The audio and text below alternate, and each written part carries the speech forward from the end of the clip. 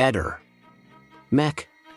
Pallister. La morte di un 61enne senza tetto a Siracusa si è tinta di una violenza che ha scioccato la comunità locale, portando alla luce le oscure vicende che possono celarsi nelle notti di una città. Il dramma si è consumato presso la stazione ferroviaria, un luogo che per molti rappresenta un punto di passaggio, ma che per altri, come M, costituisce un rifugio temporaneo. La testimonianza di questo tragico evento proviene da R, un altro senza tetto, che condivideva le sue notti all'aperto accanto a M. R, visibilmente scosso e con le mani tremanti, ha raccontato al solo cronista presente sul luogo quanto accaduto tra mercoledì e giovedì notte.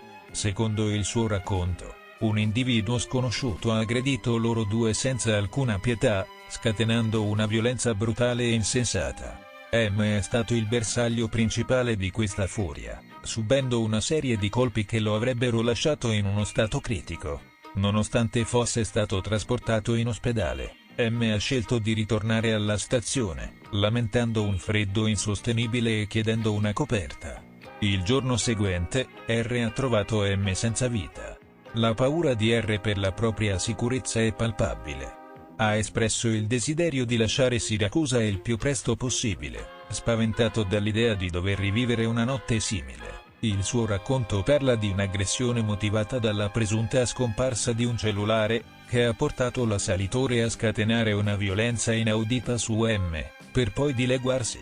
Sul luogo del delitto, la polizia ha agito prontamente, cercando di isolare la scena del crimine per preservare le prove e sottrarla agli occhi curiosi dei passanti. R, pur ferito, ha collaborato con le forze dell'ordine, ma desidera disperatamente allontanarsi da quel luogo pregno di ricordi traumatici. I familiari di M sono in cerca di giustizia, mentre le autorità esaminano le registrazioni delle telecamere di sicurezza, nella speranza di trovare riscontri che possano chiarire i momenti cruciali dell'aggressione e della morte di M. L'apertura di un'inchiesta da parte della Procura di Siracusa rappresenta un passo fondamentale verso la verità. L'autopsia disposta sul corpo della vittima e il vaglio della testimonianza di R sono elementi chiave che potrebbero fornire risposte e portare all'identificazione del colpevole, mentre il sospetto di un assassino ancora in libertà aleggia sull'intera comunità.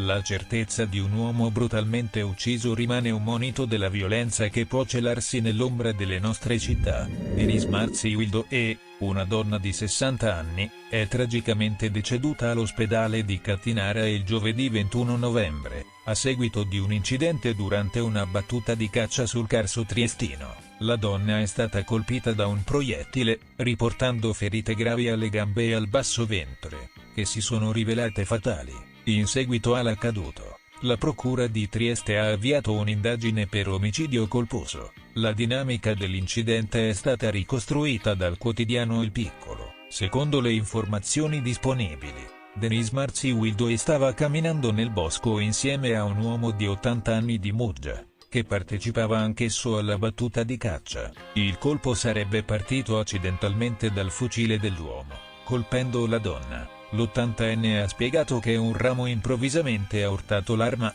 facendola sparare. La squadra mobile e la polizia scientifica, sotto la supervisione del pubblico ministero Ilaria Iozzi, stanno conducendo le indagini. Sono stati raccolti e trasmessi al magistrato tutti gli atti, comprese le testimonianze dei presenti al momento dell'incidente. Dopo l'incidente, l'uomo ha cercato di prestare i primi soccorsi a Denise Marziwildo E, mentre gli altri partecipanti alla caccia hanno allertato i servizi di emergenza. L'anziano, visibilmente sconvolto, ha espresso più volte il suo profondo rammarico, definendo l'accaduto un tragico incidente. Ehi, non dimenticare di iscriverti a questo canale.